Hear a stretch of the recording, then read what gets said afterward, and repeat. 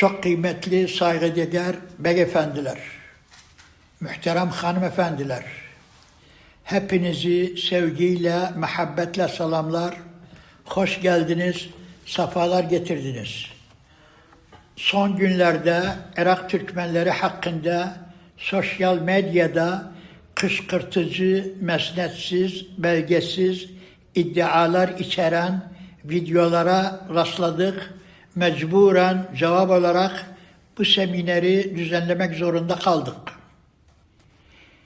Bu seminer milli varlığımızı inkar edenlere, bu memlekette binlerce yıllık tarihimizi görmezden gelenlere, Türkmeneli coğrafyamızı yutmak isteyenlere, Kerkük'ü Kürdistan'ın bir şehri olduğunu gösterenlere, iddia edenlere, Kerkük'ün bir Türkmen şehri olup demografik yapısının değiştirilmesine rağmen başka kavmiyetlerle paylaştığımızı kabul etmeyenlere bir cevaptır, bir reddiye olacaktır. Ayrıca milli duygularımızı yaralamaya, rencide etmeye kimsenin ne hakkı ve ne de haddi vardır. Aslında bu kışkırtmalar bir fitne kapısıdır. Yeni de değildir. 1950'lerde başladı, bugüne kadar bütün hızıyla devam etmektedir. Irak Türkmen halkı, Irak'ın en eski ve asli unsurlarından ve sakinlerindendirler. İslamiyet'in zuhurundan çok önce Irak'ın muhtelif bölgelerinde Türk aşiretleri yerleşmiş ve birçok beylikler kurmuşlardır. Bu aşiretlerden en meşhur olanı Banuklu ve Batuklu aşiretleri gelir. Kurdukları devletin adı da Banikya Devleti'dir. Halid İbni Velid radıyallahu anhu Irak'ı fethetmeye kalkıştığı zaman ilk rastladığı kavim Furslar'daki. Bu Türk, o devletin sakinleri olan Türklerle karşılaşır. Bu ordu, bu devletin, Banikya Devleti'nin ordusuyla karşılaşır. Efendim, İslami kurallara göre arz ederler. Ya İslamiyet'i kabul edeceksen, kabul etmediyse cizye vereceksen, cizye vermediyse pilin zoruyla İslam olacaksın. Falan yoksa öyle değil. İlkin Hire'den hareket ediyor Halid İbni Velid ve ordusu. Bunların bu mıntıkasına geldi. Yakındı da zaten mıntıka. Zaten bu Banikya dediğimiz Kufe şehrinin çok yakınındadır. Fırat'ın kenarında, daha doğrusu Kufe'ye çok yakın. El-Muhim, o devletin başkanıyla görüşüyor. O devletin başkanının adı, Banikya Devleti'nin başkanının adı Bozbörü. Bozbörü Han. Bozbörü Zi'bil Akbar hepimiz bildiğimiz. Arap kaynaklarında bu ne şekilde yazılı? Buzbörü. Buzbörü. Bozbörü'nün o Z'ni sat edirler. Buzbörü. Böyle geçer kaynaklarda. Özü aslısı Bozbörü'dür. Bozbörü ile görüşülür. Bozbörü ilkin cizye vermeyi kabul edir. Neye anlaşırlar? Anlaşırlar 1000 dirhem cizye yeni kurulan İslam devletine versiler. Bunun karşılığında amana kavuştular. Efendime arz edeyim, bir gece kalır o mantıkada özü ordusu Halid İbni Velid. İkinci gün bu Bozbörü kabul etmiyor. Bu anlaşmayı yani etmiyor, kabul etmiyor. Diyor yok bizim kurallarımızda, Türklerin kurallarında teslim olmak yoktu. Velev bunlar çoktu biz azık. Biz sonuna kadar harp edelim. Oğlu Baysülü Han eski Arap kaynaklarında Basulu Han geçer. Baysülü Han babasını ikna etmeye çalışır ama baba ikna olmuyor. Çarpışma olur. Çarpışmada bu lider ölür. Yerine oğlu Bay Suluhan geçirir. Bay Suluhan tekrar Hazreti Halid İbni Velid'e ittisal edilir, cizye vermeyi kabul edilir. Hazreti Halid İbni Velid bu cizyeni bunlardan kabul edilir. Kabul edilir ve bir kitap aman da verir özüne, Risalet Aman. Bu Risalet Aman bütün eski Arap kaynaklarında İbn-i Hatib olsun, Taberi olsun, İbn-i Kethir olsun, Hatib-i Bağdadi olsun, hepsinde bu Banukya maddesi mevcuttur. Hepsine müracaat edebilirsiniz. Hepsinin adları bende mevcuttur. Hangi safhada, hangi ciltte bu Banukya maddesi geçirir, şuruhat var içinde. İsteyene verebilirler. Bütün bu kaynaklarda Banukya maddesi zikrolunur ama metnini vermirler. Sadece Yakutul Hamavi bunun Arapça aslısını verir. Başka hiçbir kaynakta yoktur. Ben de istediyse buradan sizin için okuyayım özüm. İstediyse.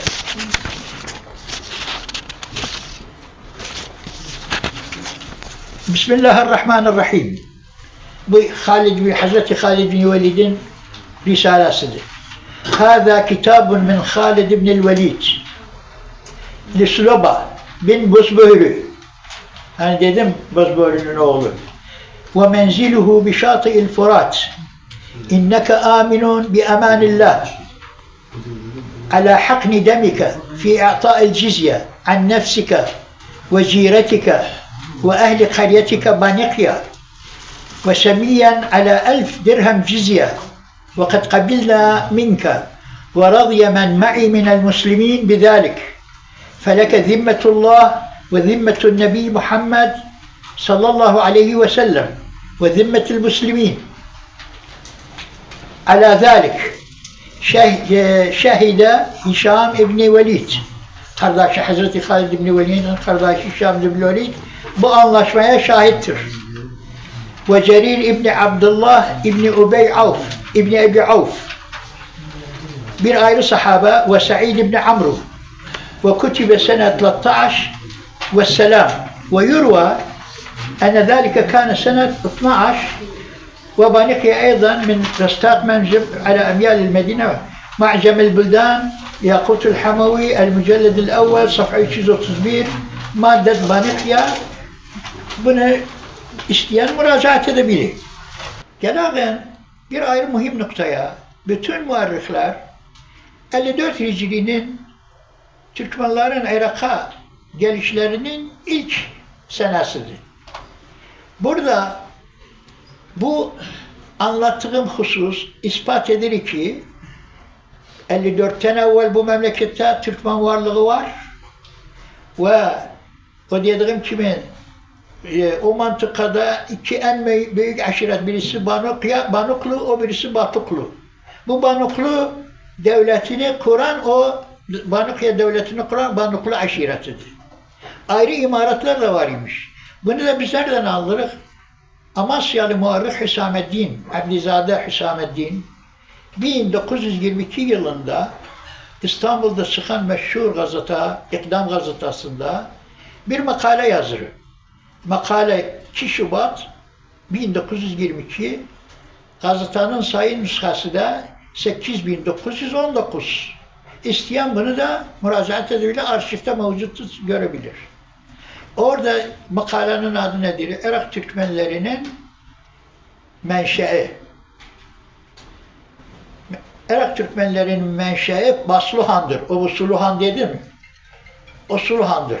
Çünkü Suluhan bu anlaşmayı imzalamakla Irak Türklerinin yok olmasının önüne geçmiş olur. Ha baba. İkincisi de bu anlaşmanın en mühim önemi nedir? Suluhan 1000 dirhem cizyeyi verirken Medine-i Münevvere'nin kasasına ilk giren cizye bu cizyedir. Bu da o bakımdan önemlidir. İlk cizye Medine-i Münevvere'de Beytülmal-ül Müslimine gelen bu cizyedir. Bu anlaşmanın bir şeyi de var. 54 senesinde diyorlar. Halbuki 54 senesinden önce de 32 Hicri'de 200 esir gönderildi Irak'a. Bunun miktarları az olduğu için önemi yoktu. 54. tamamdı. Ama onda arz edim Cenab-ı Arapların Irak'a Araplaştırma tarihi ne zamandı? Tarihi 21 Hicri Nehavan Ma'rakası'ndan sonra Irak'ın kapıları Araplara tamamen açıldı. Araplar Irak'a göç etmeye başladılar. Yani isterim onu diyeyim. Arapların Irak'a gelişiyle Türklerin Irak'ta yerleşmesi tarihleri arasında çok kısa bir süre var. 21 Hicri, 32 Hicri, 11 yıl. Ondan sonra 54 Hicri. 54 Hicri'de ilkin Tabari'ye göre 2000, şeye göre orada adı artık Hamedani'ye göre 4000, Tabari'ye göre 2000 okçu, seçilmiş okçu gönderildi Irak'a. Kim gönderir? İlk Emevi valisi Ubeydullah İbni Ziyad, Khorasan'a vali tayin olur. Bu 2000 okçuyu, bakır bunlar çok kıymetli muhariptiler, seçili gönderir. Basra'da yerleştirir özlerini. Bir kere o bir kaynaklara nedenidir, yani bunları esir olarak zordan seçin. Ama şey nedir? Bir muarrih, ayrı bir muarrih, o diri yok, diri şeydi, Futuhul Beladiri. Beladiri diri yok, bunları zordan göndermedi. Ve innema bunları ikna etti, ikna yoluyla severekten getirdi bunları. Severekten geldiler. Bundan sonra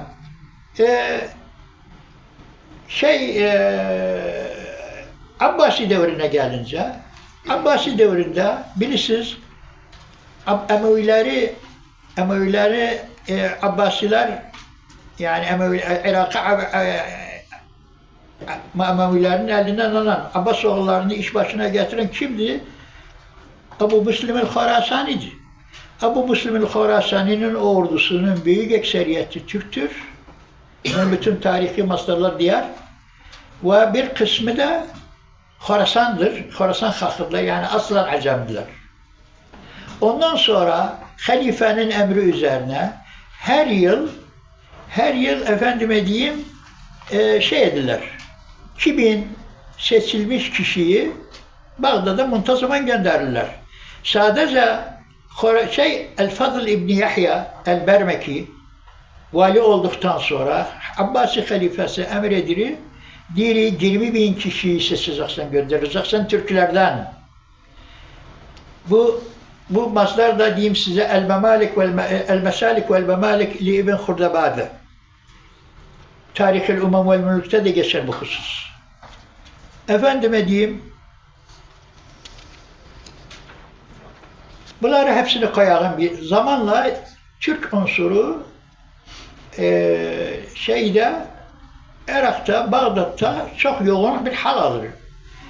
Biz malumuzdu Asr-ı Abbasi'l evvelde, Harun Reşid devrinde devlet ilerledi, büyük oldu, yeni bir hazara kurulmaya başladı. İşte biz o hazaranın kurulmasında Irak Türklerinin, Türk varlığının büyük payı vardır.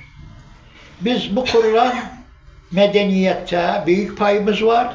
Bu medeniyetin yapılmasında da büyük katkımız var. Büyük devlet adamları yetiştirdik. Büyük ulemalar yetiştirdik. Efendime arz edeyim, büyük kumandanlar yetiştirdik. Kimse bunu, tarihte bunu inkar edemez. Bilirsiniz Harun Reşid zamanında İran'da Babakır Hurremi adında birisi isyan etti devlete. 20 yıl meşgul etti şeyi. Abbasi devletini. Hatta birkaç defa Harun Reşid özü bu şeyi bastırmak için bizzat gazavat'a iştirak edip en son oğlu Mu'tasim, Halife Mu'tasim da kimi gönderdi kumandanlardan? Afşin. Afşin çok meşhur, tarihte meşhur bir Türk kumandanıdır. Irak'ta Abbasilerin. Ve Afşin alır özü. 20 yıl mukavemet edilir Babek ama 20 yılın sonunda Babek'i öldüren, tutan, şey eden kimdi? Afşin'di. Hatta meşhur şair Ebu Temmam Afşin'i birkaç kasideyle methedilir. O kasidelerden bir tanesinin başı uzağlıdan kusuruma affelavun. Ha baba, bir tanesini sizin için okuyayım.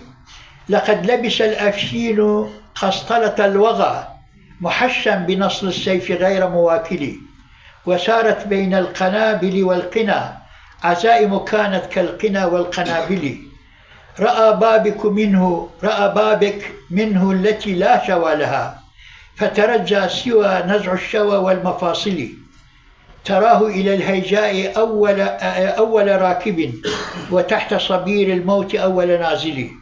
Ayrı bir kasidede şeydir diye onu. Bir de Amuriye şeyinde methedir özünü. O kaside ve Mu'tasim'e var.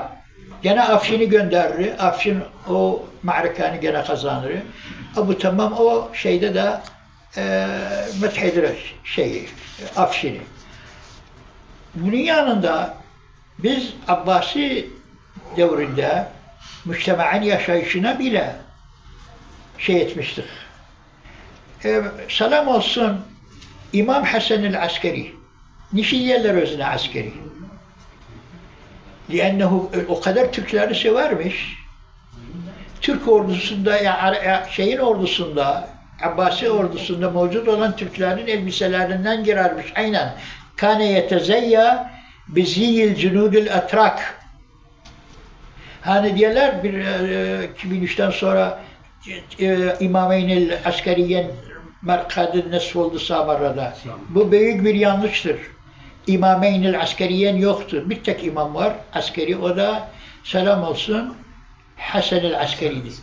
Hasan-ül Askeri'ye bir lakab verilir ama o bir imama verilmeyip. Yanlışlıkla ne diyorlar? Valla el-İmameyn-i Askeriyen. Bu büyük bir cehaletin mahsuludur. Gelagen o devrin en meşhur, dünya edebiyatında çok meşhur olan Cahiz. Çok büyük bir ediptir, katiptir. Bir risalası var. Risale fi menakibi ceyşil hilafe ve fi fadailil etrak. Bu kitabı okusavuz, Türk ordusunun, Türklerin ne kadar cangavar olduklarını göresiniz. Bu kitap üzerine muhazaralar verilebilir. Efendim, Farabi kimdir? Ebu Nasr Muhammed İbni Özlük. Biri şeyden gelende, Türkistan'dan gelende, Suriye'ye gelir.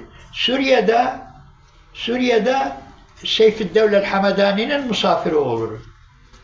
Bir gün ısrar ederler, diyorlar sen nerede bu Türk esbabına gidiyor? Bizim kimin Arap esbabı gidiyor? Diyor madem siz bu hakkı ediyorsunuz, vallahi gerime kalmayayım yanınızda, misafir oluruz istemiyorum. Bağdat'a gelir. Muallim-i Thani'di Farabi. Dünya medeniyetinde tanınan meşhur. Bizdendi. Efendim, İbn Sina. Şimdi diyorlar, o diğer Arap'tı mı diğer Acem'di. Asla. İbn Sina da Türkistan'da doğmadı, Bukhara'da doğmadı, Bukhara tarafında doğmadı, buraya gelip döndü de kalmadı burada, Bukhara tarafında da Allah'ın emrini bitirdi.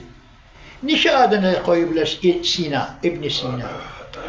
İbn Sina bütün ilmi araştırmalarını yaparken tecrübeyle, deneyimle yaparmış. Yani ilmi kurallara göre boşuna yapmazmış. İhtibar edermiş. Sınamak, Türkçe'de ihtibar etmek. Sınav diyoruz. Sınava girdim. Sınav neydi? İmtihandı, ihtibardı.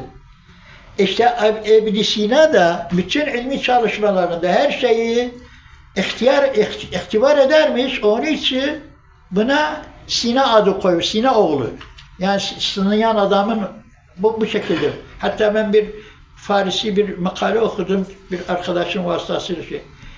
Bizim bu memlekette çok büyük katkılarımız olup kimse bunu inkar edemez. İlla inkar eden hakittir. Hakikate mücafi hareket eden kişilerdir. 6 devlet kurmuşuz biz. Bunu hepimiz bildik. Safavilerden Osmanlılar buna dahil değil. Efendime diyeyim, bu 6 devletten sonra bizim Türkmenli mıntıkası Abbasi devleti kırıldıktan sonra 1258'den sonra müthiş bir şekilde o mıntıka Türkmenleşti. Hatta Bağdat'ın bütün etrafı Türkmenleşti. Bugün bütün muarrihler diyorlar Kerkük'ün adı Kerkhiniymiş, Kerkhaniymiş. Kerk-Sülokaymış. Kerk aslında Farsça bir kelimedir. Ne manaya gelir? Kerk ev manasına gelir. Bazı basadırlarda hay manasına gelir. Hay, mahalle. Ha? Kerk-Sülok yani Sülok'un mahallesi. Evet. Bu Farisi kelimenin aslından Kerkük'le bu Farisi kelimeyle bir bağ kurmaya çalışırlar. Muarrihler. Bütün muarrihler. Hepsi yanlıştır. Hatta Mustafa Cevat bile ne kadar azim bir adamdı. Fazıl Bayat da kitabında alıp Mustafa Cevat'ın Kerk'ten bilmem ne Kerki olup Fazıl Bayat da dili Kerki de aslı. Kerki'den Kerkük'ün hiçbir şekilde bağlantısı yoktu. Asla Kerk'ten Kerkük iştikak edilmez. Kerkük ben araştırdım. Kerkük öz ve öz Türkçe bir kelimedir. Ne Farisiyle ne başka bir dille hiçbir ilgisi yoktur. Kerkük kelimesini kim itlak etti bu Kerk-Süloka'ya, Kerkhine'ye, Kerkhani'ye? Karakoyunlular. Karakoyunlular Irak'ı aldıktan sonra Kerkük şehrine, öz memleketlerine Kerkük adını verdiler. Ve Kerkük'ün de adının manasını ben araştırdım. Divan-ı Lügat-ı Türk'te araştırdım. 306. safhada geçer. Türkçe tercümesi ki bende de vardır. Gösterebilirim size. Efendime diyeyim. Burada Kabalacı Yayın Evi 247 Şark Klasikleri dizisi 3 İstanbul 2005 çeviri falan Divan-ı Lügat-ı Türkçe'ye tercüme olunup bu eserin 306. safhasında 2 yerde Kerkük adı geçiyor. Bir yerde geçiyor Kerkük. Diğeri Kerkük'ün manası Türkmenler arasında çadır anlamına gelir. Yani Bedevi göçebe Türkmenler. Yerdeki halk arasında ise kışlık ev manasına gelir. Bir manası bu. İkinci bir yerde ne diri? Kerkük diri, Kerkük bir koyunun ecellekumullah koyunun midesinde bulunan üçüncü bir mideye benzeyen saklı bir mide var. O anlama gelir. Burada mecazen de olabilir. Mecazen bu kelimeni alırlar Kerkük'ü mehmi kent yani saklı kent anlamında da bu kelimeni itlak edebilirler. Efendim aynen Akkoyunlar devrinde bu memlekette bizim her safhada şeyimiz var. Baskımız var, basmamız var.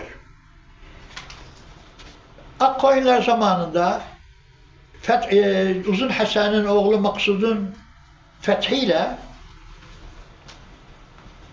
emredilir, Kur'an-ı Kerim'i Türkçe'ye tercüme ettirir. Bir halk hatta anlasın. Kur'an-ı Kerim'i Arap dergi anlamırlar. Gene anlayın, bir tane dinin vacayibini yerine getirmek için gerek Kur'an'ı bilsin. Bu noktanı da size burada zikretmek isterim. Yani Irak Türklerinin her safhada, her devirde bu memlekette basması var. Ama bizi Osmanlıların torunudurlar, Osmanlılardan beraber gelipler. Bunlar hepsi safsata boş hakikatlardır. Sonuç olarak onu da arz edeyim. Kerkük, Sultan Süleyman Kanuni Kerkük'ü almadan önce Kerkük tamamen etrafı Kerkük ve etrafı Türkmenleri tamamen Türkmenleşip. Bilirsiniz Osmanlılar herhangi bir memleketi fethettikten sonra ne yaparlardı? Ne yaparlardı? Bir sayım yaparlardı. Sayım yaparlardı. Bütün memleketi, Cunubu olsun, Kürdistan olsun, bilmem Arabistan olsun, Bulgarya'sı olsun, her geçseler bir sayım yaparlar. Ne için de sayım yaparlar? Evvela vergi almak hatırı için bir de askere almak için. Efendime diyeyim, bu sayım yapıldı, bitirdi 1548 senesinde bu ihsa bitirir, defter olur, tamamlanır. O defterin 14. sayfasında bir size şey veririm. Hani o çıkarttığı şeyi Kadir, sen her nasıl Kadir?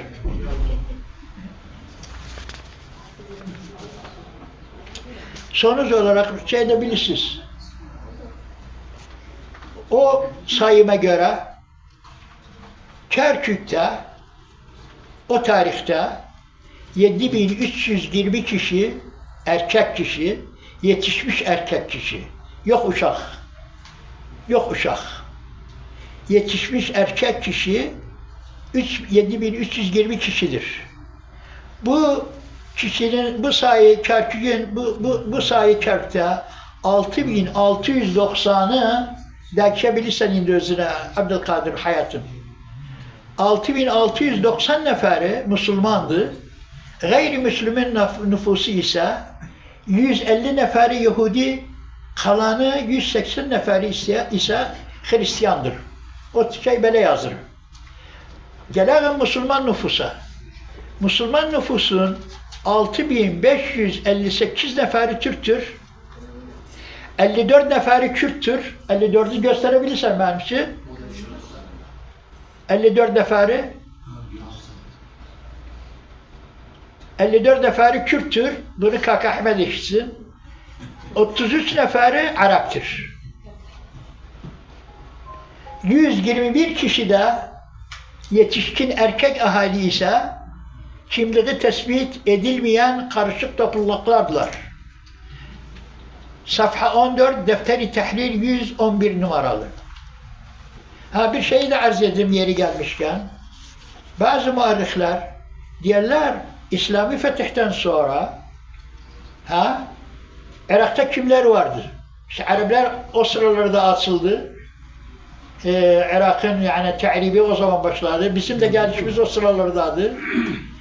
Sonralar diyorlar, yani bazı muarrihler diyor İslamiyet'ten önce Kerkük'te taban Gani bin İyaz zamanında oldu. 642 Hicri tarihi 642 miladide Hazreti Ömer İbni Hattab zamanında fethedildi. Diyor Kerkük'te mevcut olan ahali Araplardan Türkler İslamiyet'ten sonra geldiler Kerkük'e. Ama ondan önce Hristiyanlar var. Yani Kerkük, bir de Kerkük'ün şimali Ardı Aşur'dur dedik. Kerkük o sırada Kürt yoktu, Arap yoktu. Türkmen de yoktu. Ama kim var? Hristiyan kardeşlerimiz var. Ama Hristiyan kardeşlerimizin milliyetine temas etmiyor o kaynaklar. Onu araştırma konusudur. Yani demek istediğimiz Hristiyan kardeşlerimiz orada mevcut iken yani manası biz Kerkük mantıkasında İslamiyet'ten de evvel mevcuduk. Çünkü Hristiyanlar bizim erkek kardeşimizdir. Kerkük Hristiyanlarını kastediyorum. Başka Hristiyanı kastetmiyorum. Yani aklen Kerkük'te biz İslamiyet'ten de evvel var imiş bu mantıkada. Ama Arabi yok imiş ayrıdır. Kürdü zaten yok imiş çünkü Arz Aşur'da Kürt yok imiş. Bu noktadan da burada yeri gelmişken diyeyim. Gelen en mühim konuya, o da Kerkük'ün bir gün iddia ederler, diyorlar Kerkük Kürdistaniye. Biz neyi müdafaa ederiz? Diyoruz Kerkük Türkmeniye. Çıkardı sen onu üstad. Kerkük Türkmeniye. Efendime diyeyim, Kerkük'ün Türkmen oluşuna dair, Kürdistan oluşuna dair, yani Kerkük'ün demeyeyim, Kürdistan'ın Kürdistan mustalahını alağın elimize. Kürtler iddia ederler, diyorlar, bütün mantıka şimaliye Kürttür ve dayanır ta Bedircasan'a kadar bilmem, Kut'a kadar, hara kadar. Yo bundan evvel o haritanı çıkart. Ha? Haritanı çıkart. Bu harita, biraz evvel bahsettim Mahmudül Kaşgari'den. Bu harita 1074 senesinde yapılıp Mahmud Kaşgari tarafından ve Divan-ı Lügat-ı Türk'te mevcuttu. Bu haritanı ben büyük etmişim. İsteyene de verebildik nüshasını. Mahmud Kaşgari bu divanı ne zaman yazdı? 1072 senesinde Bağdat'ta yazdı, 1074 senesinde bitirdi. 1077 senesinde Halife-i Abbasi'ye takdim etti özün. Halife-i Abbasi'nin de adını şimdi gösterebilirim size. El-Muhim, bu haritaya göre dikkat edersin, biraz böyle geliyor özün. Bahsedir, bu harita aslında Türk dünyasının ve o zamanın bilinen dünyasının haritasıdır. Bu haritada Balasagunu biraz daha aşağı indir veya eğili görünüyor. Bunun üzerinde dur lütfen biraz. Balasagunu dünyanın merkezi kabul edilir. Balasagun'da Kaşgar'a yakındı. Ki özünün doğduğu memleket. Türkistan-ı Şerkiye'den. Efendim de burada dikkat ederseniz burada Arz-ı Irakayn yazılır. Ya göster misin? Arz-ı Irakayn'in üstünde ne var? Arz-ı Hurasan var. El-Irakayn, el-Irak el-Arabi, el-Irak el-Acem ve el-Irak el-Arabi'dir. Kürdistan'a bakın. Harda geçirir. Arz-ı Akrat. Görürsünüz. Burada, bu da Arz-ı Akrat. Bu Arz-ı Akrat'tır. Bu Irakayn'dir. Orada kalmıyor bir şey. Allah sana bir şey. Arz-ı Irakayn'de Kürt yoktu. Ne var orada Arz-ı Irakayn'in şimalinde? Arz-ı Aşur'du. Arz-ı Akrat haradı, Güneydoğu Anadolu'nun üstüdür. Üstüdür. Belki de bir cüzü olabilir Suriye'nin katırı içine. Bu haritanı biz yapmamışız. 1000 yıl evvel yapıldı. O zaman da ansuriyet yokmuş. Bu bir delil. Onu arz edeyim. Halifenin adını bak istese verebilirim size. İsteyene verebilirim. Burada mevcuttur. Ha? Muktedir billah. Muktedir da el-muktedi billah. El-muktedi. Aba'l Abbas. Dur iyi çıkardım savuz sözü. Müsaade eder savuza gel rahatsız olmaz savuz. Ha baba.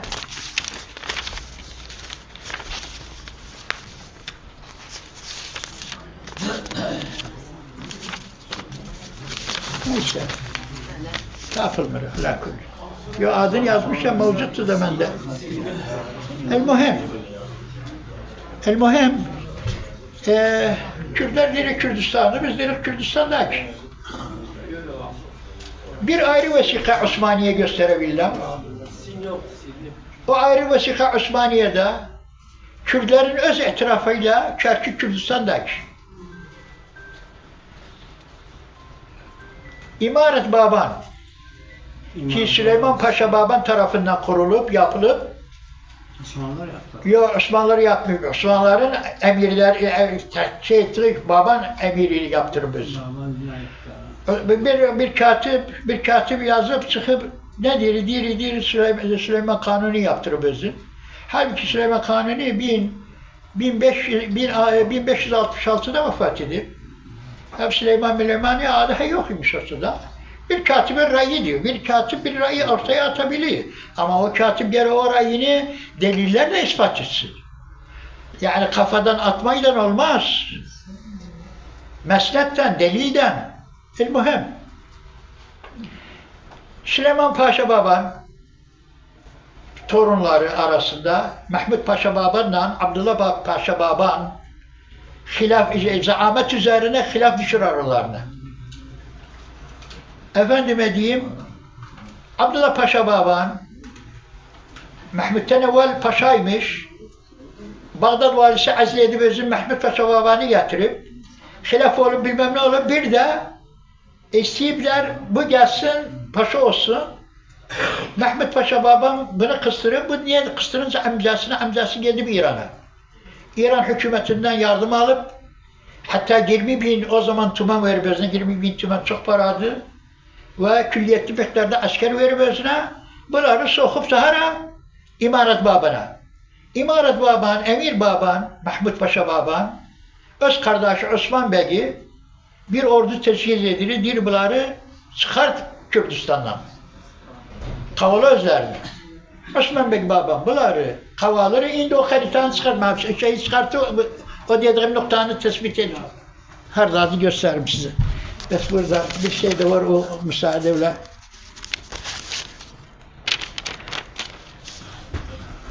Burada dikkat buyursunuz. Kürdistan hududi mahsuresini tecavüz ettirerek zikroldan Baban sancağına Muhadit Kerkük. Muhadit nerede? Muhadit Kerkük. Gözüm ağrıyor burada okuyayım özür. Muhadit Kerkük. Muhadit Kerkük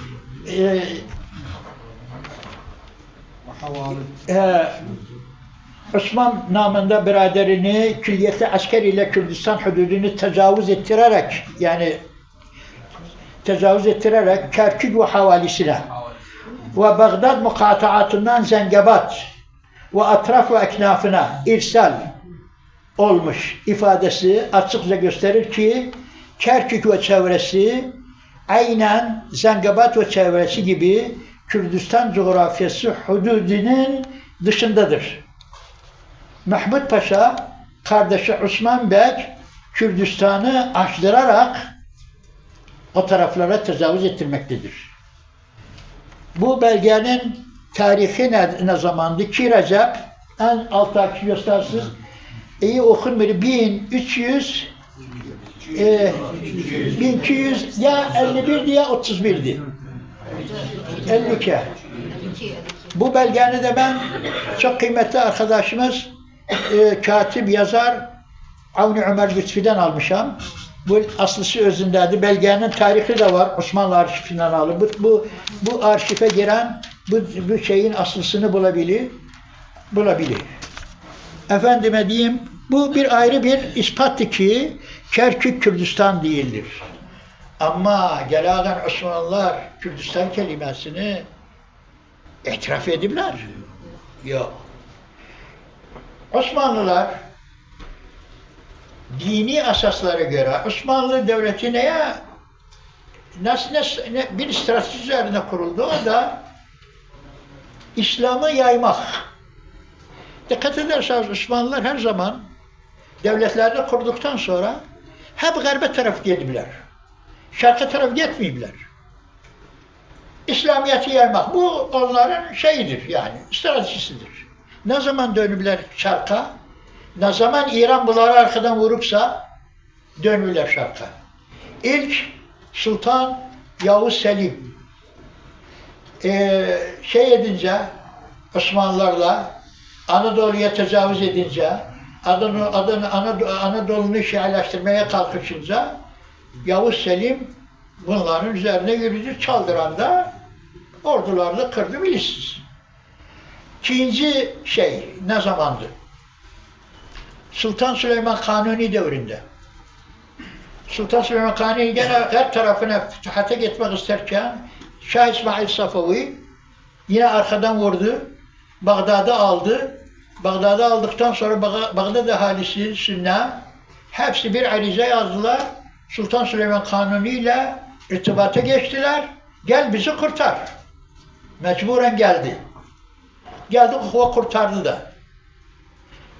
4. Murat 1638'de Irak'ın seferine çıkanda efendime diyeyim o da gene Safaviler geldiler bir kısa bir müddet Bekir Subaşı bilmem ne o şeylerin ihtiyaçlarından sonra Bağdat'ı aldılar. 4. Murat da geldi, kurtardı. Onu isterim diyeyim. Osmanlılar Müslümanlığa inandıkları için tefrika yok idi aralarında. Bu Kürttü, bu Arap'tı, bu Türkmandı. Baba. Hepsini aynı gözle görerdiler. Yani Kürdistan mustalahı ne zaman doğdu? Kürdistan mustalahı dediğim kimin yeni bir mustalahtı. Eski kaynaklarda hiçbir kaynakta, hiçbir maslarda ne Kürt kelimesi geçer ve ne Kürdistan kelimesi geçer. İşte biraz evvel konuştuk dedik Mahmud Kaşgari Ardul Irak'ın dedik ha. En kadim maslar Kürdün adı geçiri içinde Mahmud Kaşgari'nin o eseridir. 2074'te yazdım özün. Ardul Akrat'ı gösterdim size. Ondan evvel yoktu hiçbir maslarda. Hiçbir maslar Arap maslarında yoktu. Hiçbir eski kaynakta yoktu. Efendim burada da işte ispat edilir ki Irak'ta Kürdistan yoktu. Kürdistan o bir taraftadır. İlk Kürdistan kelimesi kimin tarafından ortaya atıldı? 750 Hicri senesinin başlarında İbn Fadlullah el-Umari Fadlullah el-Umari bir katiptir. Meşhur bir katiptir. Efendime diyeyim onun eserinde geçiri.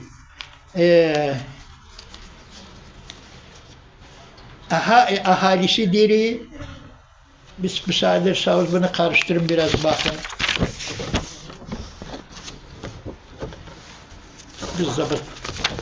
Bizzabit hatta yanlış olmayayım. 769 Hicri'de vefat eden muarrih İbn Fadlullah el-Umari mantıkayı dağlar memleketi diye vasfetmekte ve ailesine Kürt demektedir. En kadim vesika budur Kürdün kelimesini geçmeyi.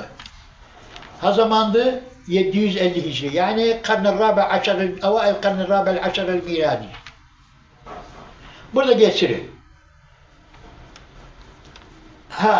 Kürdistan kelimesi daha bir de harda geçirir. Bu sıralarda İbn Fadlullah vefat ettikten sonra Selçuklular devrinde 14. asrın başlarında Selçuk masadırında da geçirir. 20 yıllık bir süre için Kürdistan geçirir.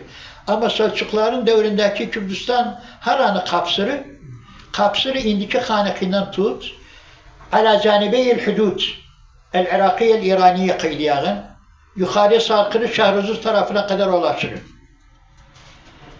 Oraya kadar ulaşır. Kısa bir müddet sonra o mustalahta unutuldu. Sonra Osmanlılar zamanında ne zaman Kürdistan kelimesi ortaya çıkıyor? 1848 senesinde Diyarbakır valisi Erzurum vilayetini Diyarbakır'a katırır. Yeni bir vilayet kurulur, adını Vilayet Kürdistan koyulur. Osmanlılar zamanında valilerin büyük salahiyetleri var idi.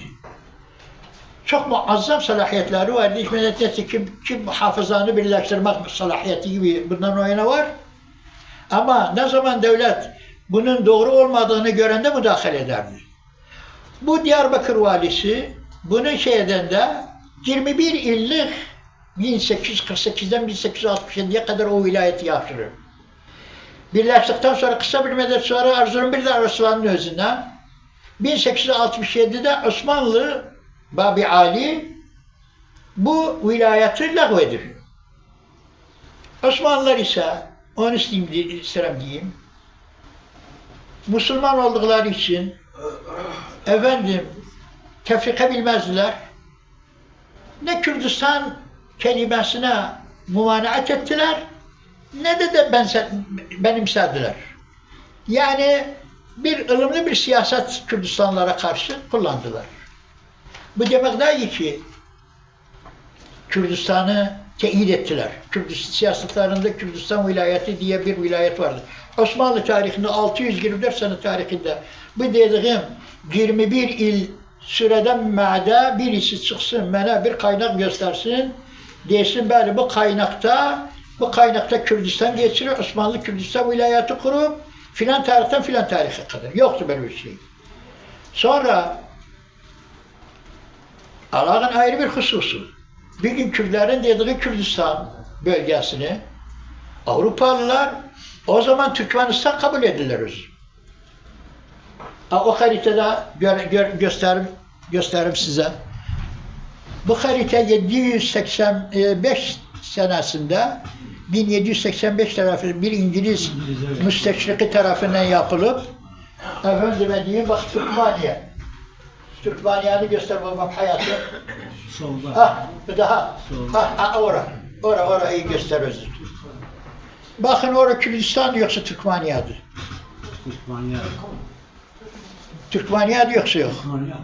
Bu harita 30 defa tabi olup Avrupa'da bütün muhteber arşiv Britanya'dan çıkartılmış bir haritadır.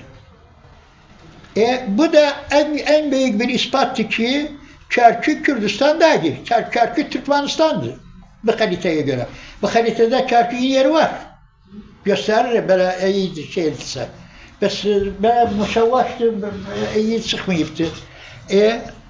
Bu da bir ayrı bir şey. Cenab-ı Şemseddin Sami'ye ki asıl konumuz budur. Şemseddin Sami evvela Arnavut, Alban. Genç yaşta İstanbul'a gelir, İstanbul'da Türkçe'yi öğrenir. Zeki, kabiliyetli bir adam. Aldığı bütün masadirlerde yazdığı kitaplar, hepsi bir Fransız müellifinden tercüme de alıntıdır. Evvela Kamus-ül A'lam bir resmi vesikadagi beyler. Bir müellifin iddiasıdır. Ben bir kitap yazırım. Ben bütün dünyanı Türkmen ederim. Benim dediğim nedir bu? Dediğim ne olur? İspat etmem lazım. Delillerini ortaya koymam lazım. Meselelerini koymak lazım. Belgelerini ortaya koymak lazım. Hani bunun Kürdistan olması hakkında bir delili Şemseddin Sami'nin. Var bir şey gördünüz hiç? İki yerde geçirir Kamus-ül A'lam'da. Bir, efendime diyeyim, 4. ciltte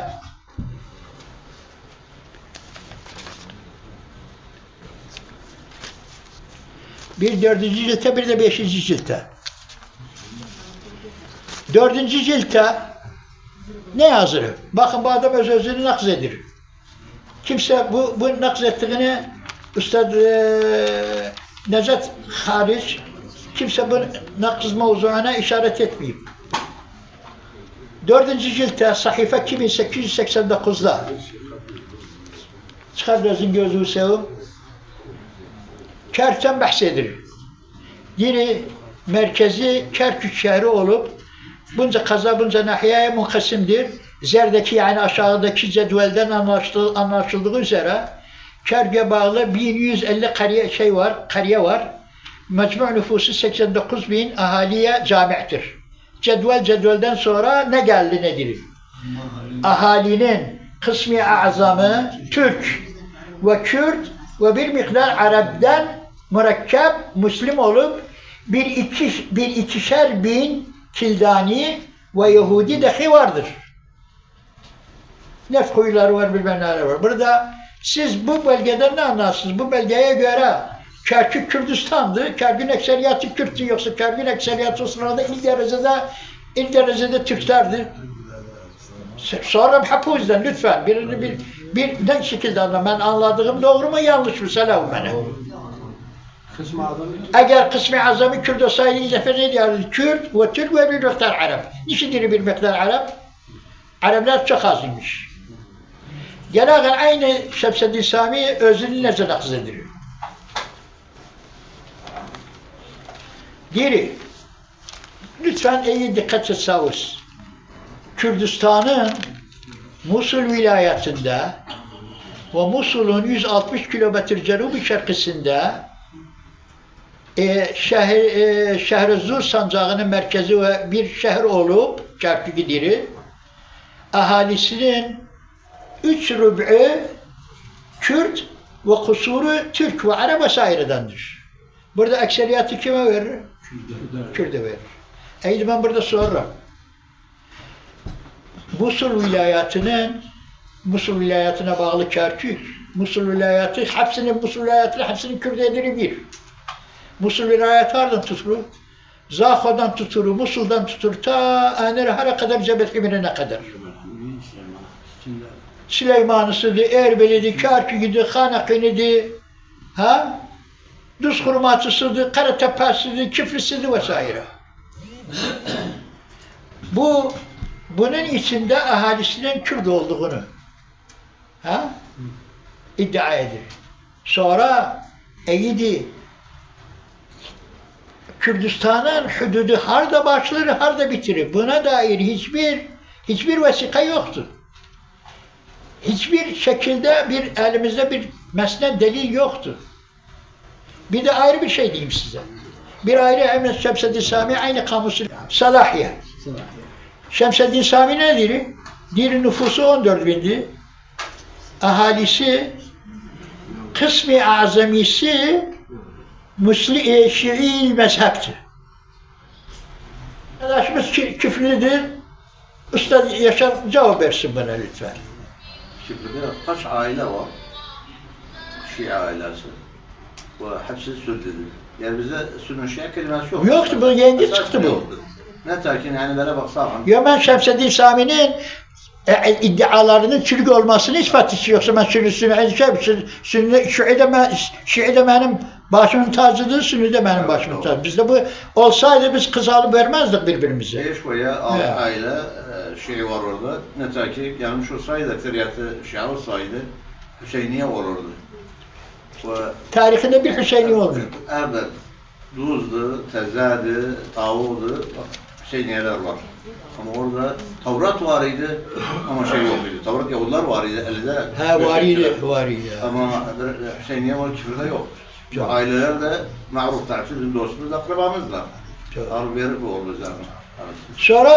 Sonra iddia edirler Kerkük Kürdistan'dı. Göster bana bir vesika. Göster bana bir harita. Sonra sen her 200 günde bir ama Kurda. Bu nece oğlum, bu bizim şuurumuzu incitmektir. Biz buna hiçbir şekilde kabul etmeyiz. Her tarif en erşed-i salih Kurdi, her tarif ente Kurdi, ondan sonra döndü ben de Kurdi dedi. Yani bu hitabı kim? O ahir sözüne o Kürttü. İspat eden biri sen Kürtsen. Zorbalıdır bunlar. Nece bu? Bu çok yanlış bir siyasetti, bu fitne kapısıdır. Bu çok büyük bir fitnenin kapısıdır ve bu iddia 1950'lerden var. Mastarı yoktu senin. Bir tek değil mi? Bir tek dedi ben. Türkçü şahadu kim? Allah var. O yine gibi. Ve bu muhazaranın da Ana sebebi budur. Bir haykırıştır bu, benim bu mevcudiyetimi inkar edenlere karşı milli bir haykırışımızın olması şarttır, lazımdır. Ve en son onu da diyeyim size.